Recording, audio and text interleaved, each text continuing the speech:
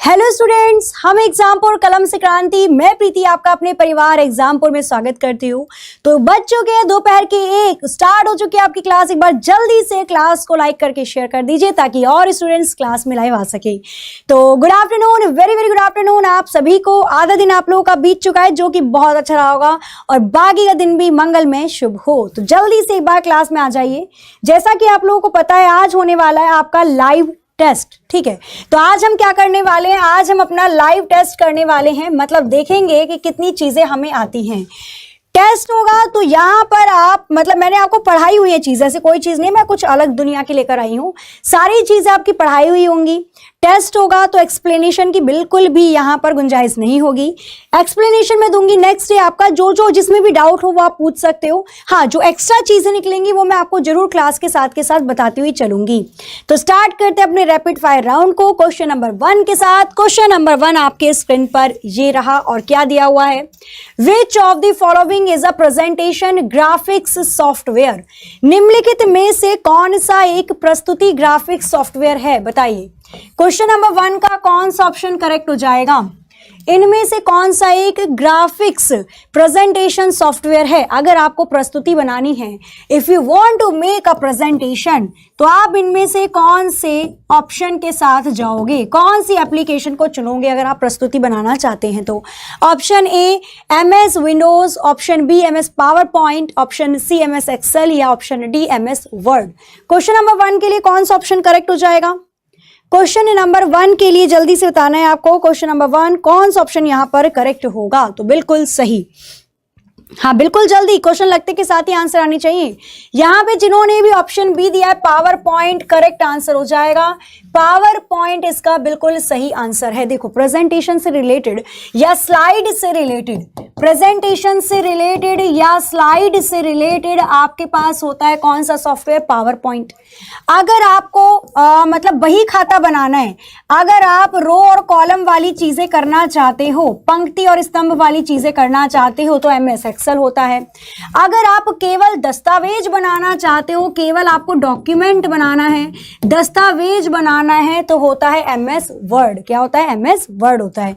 अगर यही मैं फाइल एक्सटेंशन की बात करती हूं तो फाइल एक्सटेंशन कैसे पता चलेगा कि ये फाइल आपकी MS वर्ड की है, ये फाइल MS एक्सेल की है और ये फाइल MS पावर पॉइंट की है। तो यहां पे देखना, अगर आपको MS वर्ड की फाइल का पता लगाना है तो इसकी एक्सटेंशन होती है .doc। अगर आपको पता करना है कि भाई ये फाइल MS एक्सेल में बनी हुई है तो इसकी एक्सटेंशन होती है .xls। और अगर आपको देखना है कि भाई फाइल तो पावर पॉइंट की है, कैसे पता लगाओगे, क्योंकि इसकी फाइल एक्सटेंशन होती है .ppt। 2007 से पहले ऐसी थी, 2007 के बाद इन सब के आगे X लग गया, DOC बन गया DOCX, XL बन गया XLSX और PPT बन गया PPTX। क्लियर, X लग जाता है, क्यों लगता है X? इसलिए लगता है क्योंकि 2007 में XML भाषा को जोड़ा गया जिसकी फुल फॉर्म हो जाती है एक्सटेंसिबल मार्कअप लैंग्वेज, और जब से ये भाषा जुड़ी तब से इन सब के एक्सटेंशन के आगे X लगना शुरू हो चुका था। आगे चलते हैं नेक्स्ट क्वेश्चन नंबर 2 पर। क्वेश्चन नंबर 2 आपको क्या दिया हुआ है, एन ऑपरेटिंग सिस्टम इज, बताइए ऑपरेटिंग सिस्टम क्या होता है इनमें से। क्या ऑपरेटिंग सिस्टम एक, कहाँ गया हमारा क्वेश्चन, क्या ऑपरेटिंग सिस्टम एक इंटीग्रेटेड सॉफ्टवेयर है, ऑपरेटिंग सिस्टम एक CD-ROM सॉफ्टवेयर है, ऑपरेटिंग सिस्टम एक एप्लीकेशन सॉफ्टवेयर है या सिस्टम सॉफ्टवेयर है। क्वेश्चन नंबर 2 के लिए कौन सा ऑप्शन करेक्ट हो जाएगा, बताना है आपको। क्वेश्चन नंबर 2 के लिए कौन सा ऑप्शन यहां पर बिल्कुल सही है। तो ऑपरेटिंग सिस्टम एक कैसा सॉफ्टवेयर होता है, आंसर कीजिए जल्दी से। तो ऑपरेटिंग सिस्टम कैसा सॉफ्टवेयर हो जाता है, बिल्कुल ये एक सिस्टम सॉफ्टवेयर होता है। कैसा होता है, ये एक सिस्टम सॉफ्टवेयर होता है। बातचीत नहीं करनी है, केवल और केवल आपको क्वेश्चंस के आंसर पर ध्यान देना है। तो शांति से केवल पढ़ाई कीजिए। सिस्टम सॉफ्टवेयर यहां पर बिल्कुल करेक्ट आंसर हो जाएगा। सिस्टम सॉफ्टवेयर, देखो अगर मैं बात करती हूं पूरे सॉफ्टवेयर की, कंप्यूटर 2 घटकों के बीच में चलता है। कंप्यूटर के 2 मेन कंपोनेंट्स होते हैं, एक होता है हार्डवेयर, एक होता है हार्डवेयर और एक होता है सॉफ्टवेयर। कंप्यूटर इन दोनों चीजों से ही चलता है। एक तो कंप्यूटर के पास होता है हार्डवेयर, क्लियर है, और एक कंप्यूटर के पास होता है सॉफ्टवेयर। ठीक है, ओके अगर मैं बात करती हूँ हार्डवेयर की, तो हार्डवेयर होती है आपकी जिसको आप छू सकते हो, जो टचेबल होती हैं, जैसे इनपुट डिवाइस हो गई, आउटपुट डिवाइस हो गई, तो ये सारी चीजें हार्डवेयर हैं जिनको टच किया जा सकता है, छुआ जा सकता है। अगर मैं बात करती हूँ सॉफ्टवेयर की, तो सॉफ्टवेयर वो चीजें हो जाएंगी जिनको छुआ नहीं जा सकता, जिनको आप टच नहीं कर सकते, बिल्कुल भी नहीं, बिल्कुल नहीं, जिनको टच नहीं किया जा सकता, जो प्रोग्राम होते हैं उनको बोला जाता है सॉफ्टवेयर। क्लियर?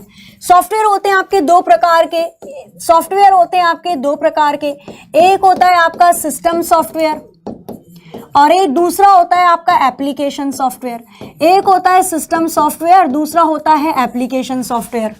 सिस्टम सॉफ्टवेयर वो सॉफ्टवेयर होता है जिसके बिना सिस्टम काम नहीं कर सकता, जैसे ऑपरेटिंग सिस्टम। बिना ऑपरेटिंग सिस्टम के चला के दिखा दो कंप्यूटर, है नहीं, नोबेल प्राइज नहीं मिल जाएगा।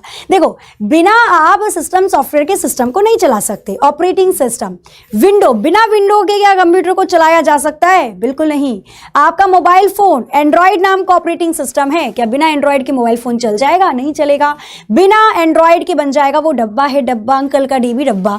तो वहां पे आपको जरूरत पड़ती है सिस्टम सॉफ्टवेयर की। ऑपरेटिंग सिस्टम सिस्टम सॉफ्टवेयर है, भाषा अनुवादक लैंग्वेज कन्वर्टर ऑपरेटिंग सिस्टम है, सॉफ्टवेयर सिस्टम सॉफ्टवेयर है, लिंकर और लोडर सिस्टम सॉफ्टवेयर हो जाते हैं। क्लियर? एप्लीकेशन सॉफ्टवेयर वो सॉफ्टवेयर होते हैं जिनको यूजर के अनुसार आप डाउनलोड भी कर सकते हो और मिटा भी सकते हो। यूजर के अनुसार डाउनलोड और मिटाया भी जा सकता है। क्लियर? तो यहां पे हम बात कर रहे थे ऑपरेटिंग सिस्टम की, तो ये सिस्टम पे अहम भूमिका निभाता है, तो ये सिस्टम सॉफ्टवेयर कहलाता है। Question number 3, the language that are computer can understand and execute, इनमें से कौन सी भाषा कंप्यूटर को समझ में आती है और उसी में वो आगे का काम निष्पादित करता है? मशीन भाषा, एप्लीकेशन सॉफ्टवेयर, सिस्टम प्रोग्राम, या इनमें से कोई भी नहीं। क्वेश्चन नंबर 3 का आंसर क्या हो जाएगा? बताना है आपको यहाँ पर। क्वेश्चन नंबर 3 के लिए कौन सा ऑप्शन यहाँ पर करेक्ट होगा? सारे ऑप्शंस आपके स्क्रीन के सामने हैं, ए, बी, सी और डी। तो क्वेश्चन नंबर 3 के लिए कौन सा ऑप्शन यहां पर करेक्ट होगा?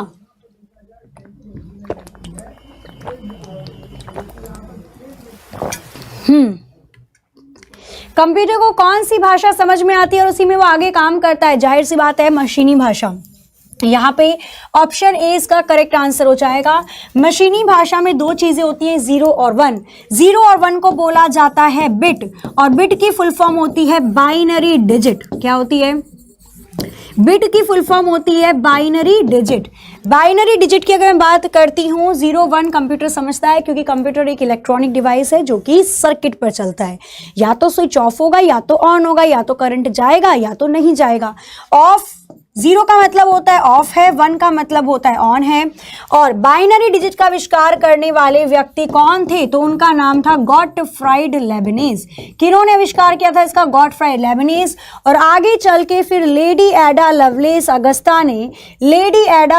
अगस्ता ने 1942-44 के अराउंड जो एनालिटिकल इंजन बना था चार्ल्स बेबेज के द्वारा, उसमें प्रोग्रामिंग की थी। क्लियर? तो ये पूरी चीज हो जाती है आपकी मशीनी भाषा से सम्मिलित या उससे रिलेटेड। आगे चलते हैं क्वेश्चन नंबर 4 की तरफ। क्वेश्चन नंबर 4 देखेंगे, विच of the following is not an image file extension, निम्न में से कौन एक छवि फाइल एक्सटेंशन नहीं है? बताइए, इनमें से कौन सी एक चित्र से संबंधित फाइल की एक्सटेंशन नहीं है? तो इनमें से कौन सी चित्र से संबंधित नहीं होगी? ऑप्शन आपको दे रखा है, JPG, GIF, PNG, WAV. Question number 4 का कौन सा ऑप्शन करेक्ट हो जाएगा? बताना है आपको। क्वेश्चन नंबर 4 के लिए कौन सा ऑप्शन करेक्ट होगा? ए, बी, सी, डी, कौन सा सही है? इनमें से कौन सी चित्र से संबंधित फाइल एक्सटेंशन नहीं होगी? तो अगर आप यहां पर देखोगे ध्यान से, तो यहां पर आपको दिखाई दे रहा होगा जेपीजी फाइल से संबंधित है, चित्र से बिल्कुल। जेपीजी की फुल फॉर्म होती है जॉइंट फोटोग्राफिक ग्रुप। क्या होती है? Joint photographic expert group. पर ई तो दे नहीं रखा, तो हम यहां पर लिखेंगे जॉइंट फोटोग्राफी ग्रुप। क्लियर है? चलिए, उसके बाद जीआईएफ की फुल फॉर्म हो जाती है ग्राफिक्स इंटरचेंज फॉर्मेट। जीआईएफ जो हम व्हाट्सएप पे हिलती डुलती इमेजों को भेजते हैं। पीएनजी की फुल फॉर्म हो जाती है portable network graphics, portable network graphics, इसकी आप बैकग्राउंड चेंज कर सकते हो, है ना। बेशक फोटो खिंचवाई हो, पीछे हो भैंसिया, लेकिन आप क्या कर सकते हो, आप उसकी बैकग्राउंड चेंज कर सकते हो, ताजमहल खड़ा कर सकते हो, आईफिल टावर खड़ा कर सकते हो, बहुत सारी चीजें ना, बीबी का मकबरा, जो भी आप चाहो वो सारी चीजें आप अपने बैकग्राउंड में लगा सकते हो। पीएनजी के साथ होता है। लेकिन WAV ये ऑडियो से रिलेटेड फाइल है, ऑडियो मतलब आवाज, संगीत, ठीक है, तो ये आपकी चित्र से संबंधित नहीं होगी। तो इन शॉर्ट आंसर इसका हो जाएगा डी, बिल्कुल सही आंसर है। आगे चलते हैं नेक्स्ट क्वेश्चन पे। क्वेश्चन नंबर 5 देखेंगे क्या दिया हुआ है आपको। A dash is approximately a billion bytes, इनमें से कौन सा 1 बिलियन बाइट के बराबर है। इनमें से क्या 1 बिलियन बाइट के बराबर होगा। 1 मिलियन है, सॉरी, ओके, 10 लाख ना, मतलब 1 मिलियन बाइट के बराबर इनमें से कौन सा होगा। 1 मिलियन बाइट, और 1 मिलियन में कितने होते हैं, 10 लाख होते हैं। 1 मिलियन में कितने होते हैं, 10 लाख होते हैं। तो इनमें से कौन सा 10 लाख बाइट के बराबर होगा। Gigabyte, kilobyte, megabyte, terabyte. Question number 5 का आंसर क्या हो जाएगा। क्वेश्चन नंबर 5 के लिए बताना है आपको, 5 के लिए कौन सा ऑप्शन यहां पर करेक्ट होगा। तो यहां पे अगर आप देखोगे किसके बराबर होगा ये, 1 मेगाबाइट, बिल्कुल ऑप्शन सी करेक्ट होगा। यहां पे मेगाबाइट करेक्ट आंसर है। 1 MB is equals to 1 million byte. कैसे निकालोगे इसकी, मैंने शॉर्टकट ट्रिक आपको बताई थी। 1 के बी के क्या बताई थी इसकी मैंने आपको शॉर्टकट ट्रिक बताई थी। 1 के बी के मांगता है पीजी, 1 के बी के मांगता है पीजी। ये हो जाएगी bit, nibble, byte, kilobyte, megabyte, gigabyte, terabyte, petabyte, exabyte, zettabyte, yottabyte. Clear है, नहीं तो लिख दूं, चलो लिख देती हूं। छोटे वाले बी से हो जाता है बिट, एन से हो जाता है निबल, बड़े वाले बी से हो जाता है बाइट, के से हो जाता है किलोबाइट, एम से हो जाता है मेगाबाइट, जी से हो जाता है गीगाबाइट, टी से हो जाता है टेराबाइट, पी से हो जाता है पेटाबाइट, ई से हो जाता है एक्साबाइट, जेड से हो जाता है जेटाबाइट, और वाई से हो जाता है योटाबाइट। ऐसे होते हैं, ठीक है। क्या पूछा था, 1 मिलियन बाइट मतलब 10 लाख। 10 लाख का मतलब 1000 इंटू 1000, और यहां पे अगर आप देखोगे तो बाइट से 1000 यहां पे लोगे और 1000 किलोबाइट में लोगे, तो बाइट से कहां जाना पड़ेगा, मेगाबाइट पे। तो यहां पे आंसर आपका हो जाएगा 1 मेगाबाइट। अगर आप ऐसे नहीं समझे तो ऐसे समझना। देखो 1024 बाइट किसके बराबर होता है, 1 किलोबाइट के। 1024 किलोबाइट बराबर होता है 1 मेगाबाइट के। किसके बराबर होगा, 1 मेगाबाइट के। मेगाबाइट से बाइट पर जाना है, तो 1024 ये 1024 ये, दोनों की करोगे गणना, मल्टीप्लाई, गुणा करोगे तो आंसर आ जाएगा आपका 1 मिलियन बाइट्स। क्लियर, तो यहां पर MB बिल्कुल सही आंसर था। बस याद रखना ये चीजें, 1 के बी के मांगता है पीजी, ताकि आपको शॉर्टकट ट्रिक्स याद रहे। क्वेश्चन नंबर 6 की तरफ चलते हैं। All of the following are example of storage device except, निम्नलिखित में से सभी स्टोरेज उपकरणों के उदाहरण हैं सिवाय किसको छोड़ के। मतलब इनमें से किसके अंदर आप स्टोर नहीं कर सकते डाटा को। क्या कोई ऐसी चीज है जिसमें डाटा स्टोर नहीं हो सकता है, तो क्या है। Hard disk drive, printers, floppy disk drive या CD ड्राइव। क्वेश्चन नंबर 6 का कौन सा ऑप्शन करेक्ट हो जाएगा बताइए। क्वेश्चन नंबर 6 के लिए कौन सा ऑप्शन करेक्ट होगा, इनमें से किसके अंदर आप डेटा को स्टोर नहीं कर सकते। तो कौन सी चीज के अंदर डेटा को स्टोर नहीं किया जा सकता है, हार्ड डिस्क ड्राइव के अंदर है, प्रिंटर के अंदर है, फ्लॉपी डिस्क के अंदर है, या CD ड्राइव के अंदर है। तो जाहिर सी बात है प्रिंटर के अंदर डेटा को स्टोर नहीं कर सकते, क्योंकि प्रिंटर एक आउटपुट डिवाइस होती है। प्रिंटर का काम होता है केवल प्रिंट देना। प्रिंट की शॉर्टकट ट्रिक होती है Ctrl+P, तो ये पूरी चीजें इसके अंदर आ जाती हैं। क्लियर, यहाँ पे ऑप्शन बी करेक्ट हो जाएगा।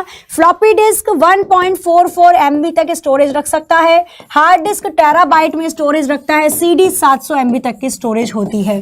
क्लियर, सब में डाटा को स्टोर किया जा सकता है, लेकिन प्रिंटर में आप डाटा को स्टोर नहीं कर सकते। प्रिंटर के साथ में बता दो, प्रिंटर 2 प्रकार के होते हैं। एक होता है आपका इम्पैक्ट प्रिंटर, इम्पैक्ट प्रिंटर जो आवाज करता है खटर पटर टकर टकर, नहीं, इम्पैक्ट प्रिंटर होता है जिसके अंदर आता है Daisy wheel printer, dot matrix printer और ड्रम प्रिंटर, लाइन प्रिंटर, चैन प्रिंटर, बैंड प्रिंटर, तो ये सारे हो जाते हैं आपके कौन से प्रिंटर, तो इम्पैक्ट जो आवाज करते हैं, पहले इस्तेमाल किए जाते थे, ब्लैक एंड व्हाइट प्रिंट करते थे। दूसरे होते हैं आपके नॉन इम्पैक्ट प्रिंटर, जो कि बिल्कुल स्मूथली काम करते हैं, आज के टाइम में हम इसका इस्तेमाल करते हैं, जैसे इंकजेट प्रिंटर और laser printer, thermal printer, portable printer, तो ये सारे आपके कहलाते हैं नॉन इम्पैक्ट प्रिंटर। क्लियर है ना सारी चीजें? आगे चलें, क्वेश्चन नंबर 7 पर चलते हैं। क्वेश्चन नंबर 7 देखेंगे, the dash also called the brain of computer is responsible for is responsible for the processing data. इनमें से जिसे कंप्यूटर का दिमाग भी कहा जाता है, वो डेटा को संशोधित करने के लिए जिम्मेदार है। बेसिकली अगर आप एक लाइन पढ़ो ना, आपको यही समझ में आ जाएगा। ब्रेन ऑफ द कंप्यूटर किसको कहा जाता है? कंप्यूटर का ब्रेन किसको कहा जाता है? ऑप्शन आपके स्क्रीन के सामने है, बताना है देख के। Brain of computer, motherboard, memory, RAM या CPU, central processing unit. Question number 7 में आंसर क्या हो जाएगा बताइए? क्वेश्चन नंबर 7 का कौन सा ऑप्शन यहाँ पे करेक्ट होगा? ए, बी, सी या डी? तो ब्रेन ऑफ कंप्यूटर इनमें से किसको कहा जाता है? जाहिर सी बात है सीपीयू को कहा जाता है। सेंट्रल प्रोसेसिंग यूनिट इसका करेक्ट आंसर हो जाएगा। पता है ये कैसे काम करता है? सीपीयू के अंदर 2 चीजें होती हैं, हमने खैर 3 चीजें पढ़ी हैं एमयू भी, पर वो इसके अंदर नहीं होती। सीपीयू के अंदर आपकी अर्थमेटिक लॉजिक यूनिट होती है, कंट्रोल यूनिट होती है, और सीपीयू के अंदर ही रजिस्टर होते हैं, सबसे तेज चलने वाली मेमोरी। सीपीयू अपना काम बांटती है और ये काम उठा के ले जाता है कैश वो काम ले जाता है रैम के पास, रैंडम एक्सेस मेमोरी के पास, और फिर वहां पे मेमोरी यूनिट काम करती है। तो बेसिकली ये स्ट्रक्चर होता है अगर हम कंप्यूटर के अंदर जानते हैं तो, ठीक है। कैश बाहर होता है, कैश मेमोरी रैम को तेज करने के लिए इस्तेमाल की जाती है, जो कि सीपीयू और रैम के बीच में काम करती है। रजिस्टर सबसे तेज चलने वाली मेमोरी है, जो कि सीपीयू के अंदर रहती है। क्लियर है? आगे चलें। अब मदरबोर्ड, तो मदरबोर्ड होती है, मदरबोर्ड के अंदर सारी चीजें लगी होती हैं जो कंप्यूटर के अंदर होनी चाहिए, जैसे साउंड कार्ड हो गया, वीडियो ग्राफिक कार्ड हो गया, सारी चीजें मदरबोर्ड पर ही तो लगी रहती हैं। क्वेश्चन नंबर 8 देखेंगे, the CPU and memory are located on the, CPU और मेमोरी पर स्थित है क्या चीजें? बताना है आपको। विस्तार, expansion board, motherboard, storage device या आउटपुट डिवाइस। क्वेश्चन नंबर 8 का आंसर क्या हो जाएगा? तो भाई सीपीयू और मेमोरी इनमें से किस पर टिकी रहती है, किसके अंदर है? सीपीयू इन शॉर्ट में माइक्रो प्रोसेसर बोल सकती हूँ। भाई सीपीयू तो पहले पूरे के पूरे होते थे, उसके अंदर सारी चीजें आती थी। माइक्रो प्रोसेसर एक छोटी सी चिप होती है। तो अगर हम बात करते हैं माइक्रो प्रोसेसर छोटी सी चिप की, या फिर मैं बात करती हूँ मेमोरी की, तो ये कहाँ लगी होती हैं? अभी मैंने बताया मदरबोर्ड पर ये सारी चीजें लगी होती हैं। ऑप्शन बी इसका बिल्कुल सही आंसर हो जाएगा। क्या हो जाएगा? ऑप्शन बी इसका करेक्ट आंसर हो जाएगा। आगे चलते हैं क्वेश्चन नंबर 9 की तरफ। The instructions about booting your system is stored in, आपके सिस्टम को बूट करने के बारे में निर्देश में संग्रहित है। क्या संग्रहित है? RAM, BIOS, CPU, register. The instructions about booting your system, जब बूटिंग होती है तो इनमें से क्या काम करता है? रैम, बायोस, सीपीयू या रजिस्टर। क्वेश्चन नंबर 9 का आंसर क्या हो जाएगा? क्वेश्चन नंबर 9 के लिए कौन सा ऑप्शन यहाँ पर करेक्ट होगा? तो जब बूटिंग होती है तो उस दौरान क्या काम होता है? बूटिंग के दौरान आपकी रोम की चिप काम करती है, जो कि है बायोस। बायोस एक रीड ओनली मेमोरी की चिप है। बायोस की फुल फॉर्म हो जाती है बेसिक इनपुट आउटपुट सिस्टम। क्या हो जाएगी? बेसिक इनपुट आउटपुट सिस्टम, ये बायोस की फुल फॉर्म हो जाएगी। और बायोस आपका जो टेस्ट करती है उसको हम बोलते हैं पोस्ट टेस्ट, है ना, परीक्षण करती है, टेस्ट करती है। और पोस्ट की फुल फॉर्म हो जाती है पावर ऑन सेल्फ टेस्ट। जैसे आपने पावर ऑन करी तो जो ब्लू कलर की स्क्रीन आपको दिखाई जाती है वो पोस्ट टेस्ट करती है, अपने आप को टेस्ट करती है कि मेरे अंदर जो हार्डवेयर या सॉफ्टवेयर लगे हैं वो सही से काम कर रहे हैं या नहीं कर रहे हैं। तो उन सबको दर्शाने का काम होता है किसका? बायोस चिप का। क्लियर है? ठीक है। अगर हम रोम की चिप की बात कर रहे हैं तो इसकी एक और चिप होती है, उसको हम बोलते हैं सीमोस। सीमोस की फुल फॉर्म क्या हो जाती है? तो सीमोस की फुल फॉर्म हो जाती है कॉम्प्लीमेंट्री, क्या हो जाएगी? Complementary metal oxide semiconductor. Complementary metal oxide semiconductor full form हो जाती है अगर हम बात करते हैं यहाँ पे सीमोस की। क्लियर? सीमोस का काम क्या होता है? देखो, बायोस का काम होता है बूटिंग करने का, मतलब आपके कंप्यूटर के अंदर जब विंडो को इंस्टॉल किया जाता है, ऑपरेटिंग सिस्टम को डाला जाता है, वो प्रक्रिया बूटिंग कहलाती है। बूटिंग दो प्रकार की होती है, कोल्ड बूटिंग और वार्म बूटिंग। जब माइक्रो प्रोसेसर ठंडा पड़ा है, बंद हो गया है, तो कोल्ड बूटिंग हो जाएगी। जब आपका माइक्रो प्रोसेसर काम कर रहा है, कंप्यूटर काम कर रहा है, तो वो गर्म हो जाता है, तो वार्म बूटिंग कहलाती है। उसी के साथ सीमोस का काम होता है आपके कंप्यूटर के अंदर जो घड़ी है, जो डेट है, जो टाइम है, उसको अपडेट करना, टाइम को और दिनांक को बदलना, ये काम किसका होता है? तो ये काम होता है आपका सीमोस चिप का। आगे चलिए नेक्स्ट क्वेश्चन पर चलते हैं। क्वेश्चन नंबर 10 आपके स्क्रीन पर ये रहा। Which of the following is a spreadsheet application program? निम्नलिखित में से कौन सी एक स्प्रेडशीट की एप्लीकेशन प्रोग्राम है? अगर आपको स्प्रेडशीट पर काम करना है तो आप इनमें से कौन से एप्लीकेशन प्रोग्राम पर काम करेंगे? MS Word, MS Excel, MS Access या MS पावर पॉइंट? ये तो मैंने अभी थोड़ी देर पहले आपको बताया था। अगर आपको रो और कॉलम में काम करना होता है, स्तंभ और पंक्ति में काम करना होता है, तो आप इनमें से किसकी मदद लेते हैं? तो अगर मुझे स्तंभ और पंक्ति में काम करना है तो मैं किसकी मदद लूंगी? मैं मदद लूंगी यहाँ पर MS एक्सेल की।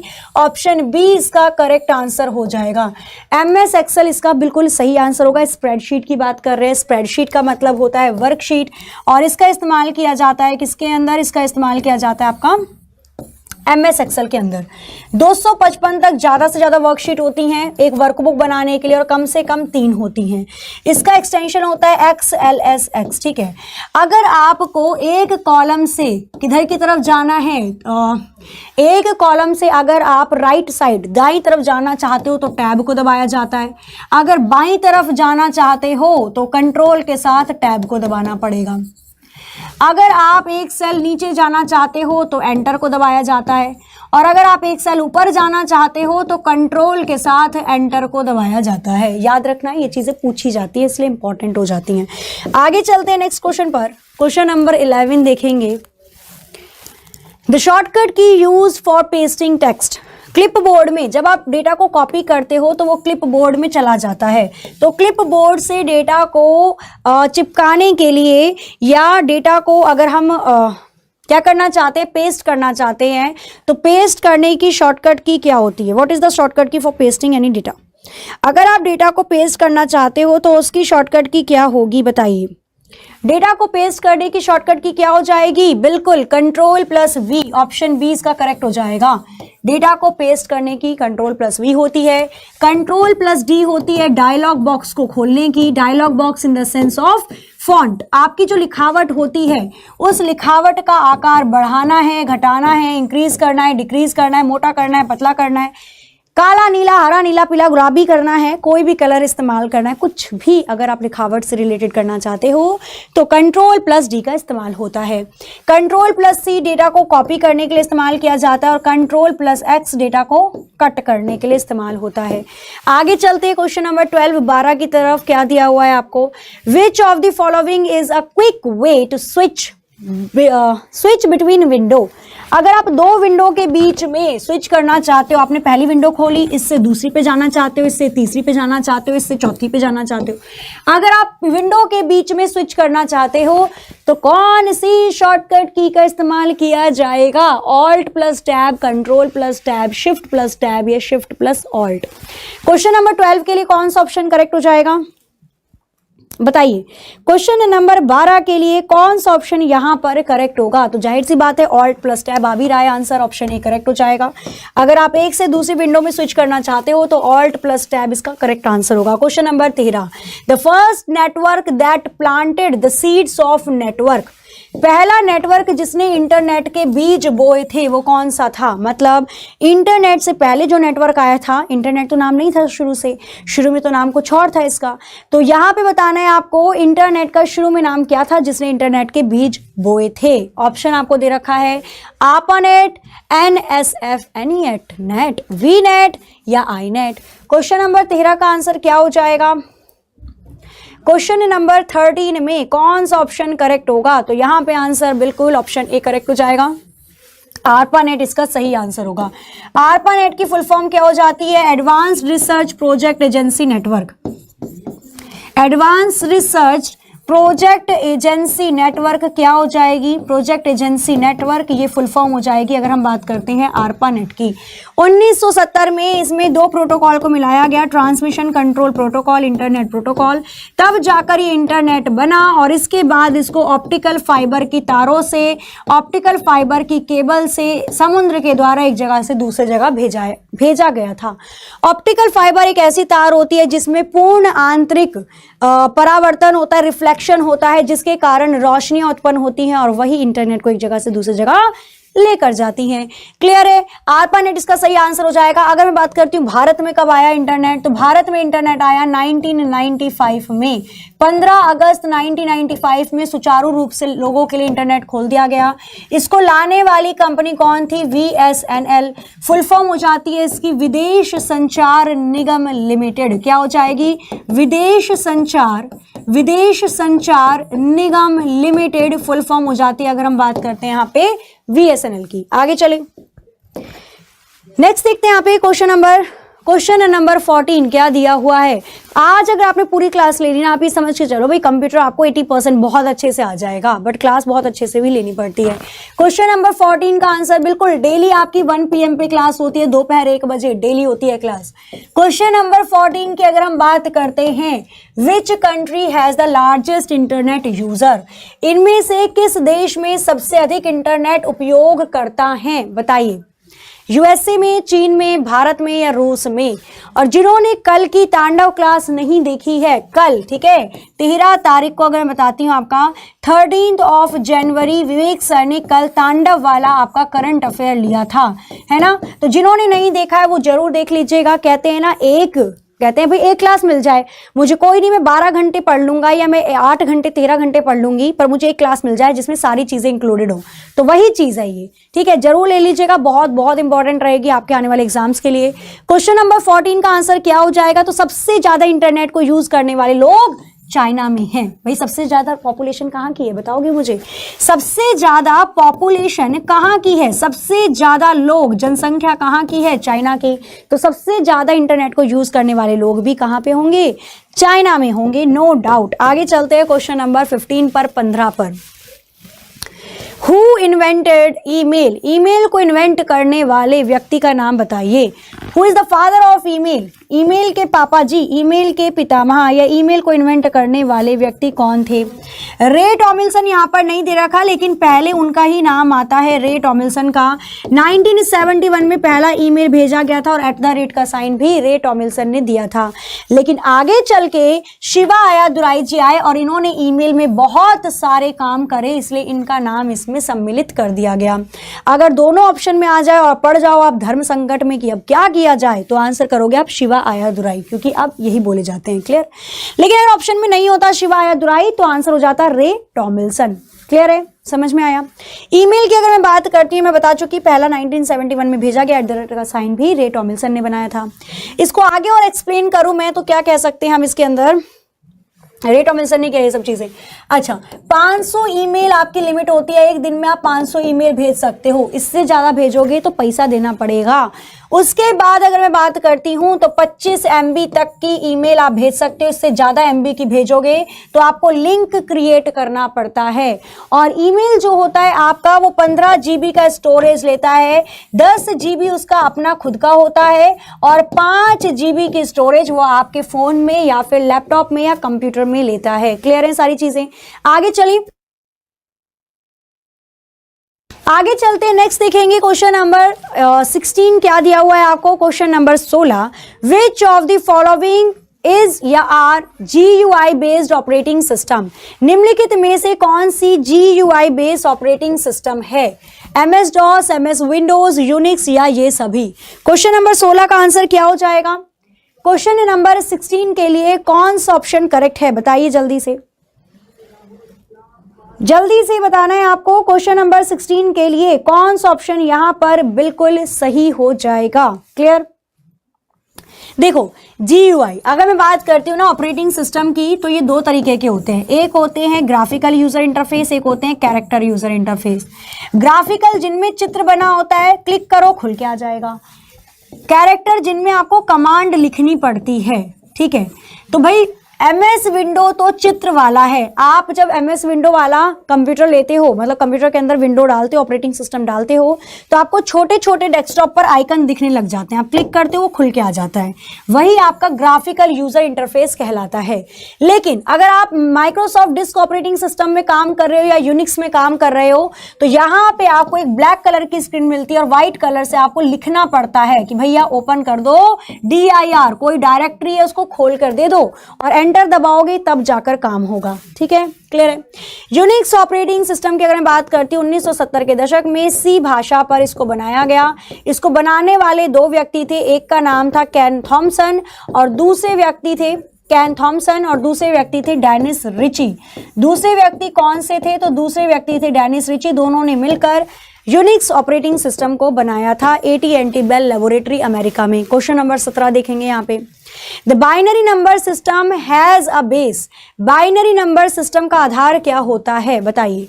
बाइनरी सिस्टम नंबर सिस्टम का आधार क्या होगा? 2, 4, 8 या 16? क्वेश्चन नंबर 17 का आंसर बताना है आपको।